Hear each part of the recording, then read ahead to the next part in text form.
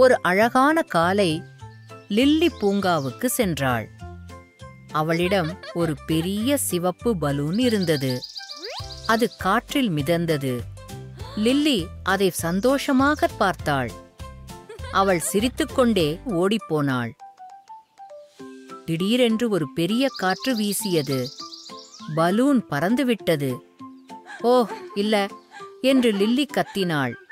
அவள் விரைவாக ஓடினாள். ஊஞ்சலை கடந்தாள், குளத்தையும் கடந்தாள். ஆனால் பலூன் மேலே மேலே பறந்தது. சிறிது நேரம் ஓடிய பின் லில்லி நின்றுவிட்டாள். லில்லி சோர்ந்து விட்டாள். சோகமாக சொன்னாள், என் பலூன் மேலே போய்விட்டது. அந்த நேரத்தில் மரத்தில் இருந்து ஒரு இனிய குரல் கேட்டது. மேலே பார். லில்லி தலையை மேலே தூக்கி பார்த்தாள். அங்கே ஒரு நட்பான அணில் இருந்தது. அதோ உன் பலூன் என்றது அணில். அந்த சிவப்பு பலூன் மரக்கிளைகளில் சிக்கியிருந்தது. அணில் தனது சிறிய கைகளால் பலூனை மெதுவாக தள்ளியது.